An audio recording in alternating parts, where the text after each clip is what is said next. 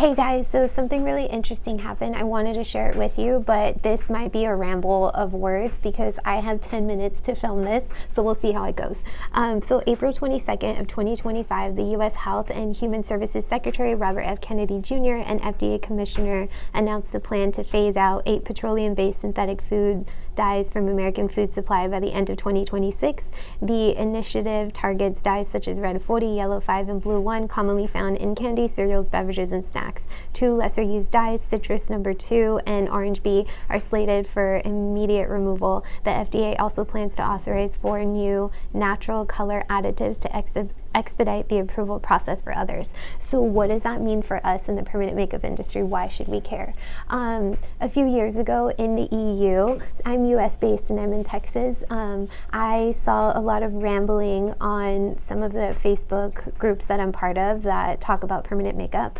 A lot of my students, if you're one of my students, you know that I tell you to join these pages. So years ago, there was all this commotion about a regulation change on pigments in the EU, and they pulled certain dyes that were in pigments that I believe were known carcinogens. They did this in California, and so they did studies that over time it could cause cancer. And then I can't off the top of my head remember what else it causes, but that was enough to have them pull those dyes from their products. So then these brands had to go back to market and redevelop a lot of these pigment lines, and all of the artists had to switch over to them because in their inspections, their inspectors were looking at this.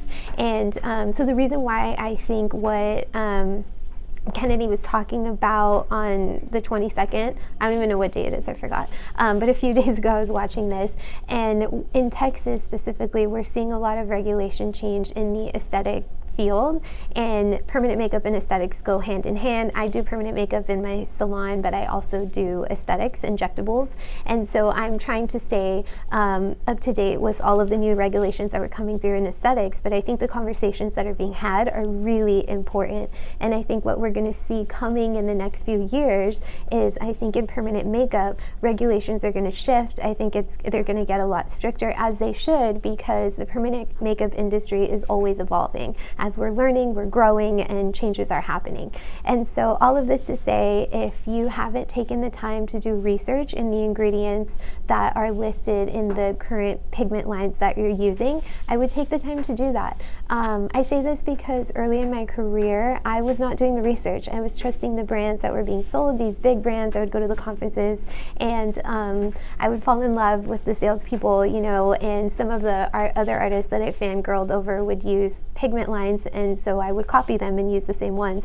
But did I know exactly what were in the pigments? I didn't. And so I would encourage you to do that research and see if there's any ingredients that are banned anywhere else, and if so, why. If you don't want to do that, I do have a recommendation, because I've done the homework. So I used to use, I won't even talk about the brands I used to use other brands. And then when all of that was happening in the EU, I assumed that it was going to happen in the US immediately after, because why would they still allow these ingredients in US pigments? But that shift didn't happen. So the pigment lines that I really like, and I carry for me and my other artist, Brittany, I order them off of Girls Inc., and it's the Velvet line and the Aqua line, and then I also carry Hanify. And so Hanify, you know the brand I'm talking about, hopefully, but they're kind of everywhere right now, and they have really great lines. So I carry the Hair Stroke line, which I think is a hybrid, and then I carry the Organic line and the Mineral line. So from these brands, and from any reputable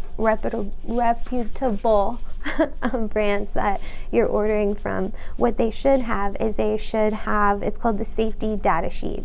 And so when you order the pigments and you receive them, it doesn't show you the full ingredients that are on them. It'll show you the lot number, the expiration date, and then sometimes it'll have the CI numbers.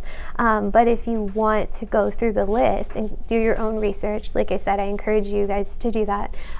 You should go, this is the Girls Inc. example. So it's called, or it says here, download product SDS. The SDS is the safety data sheet.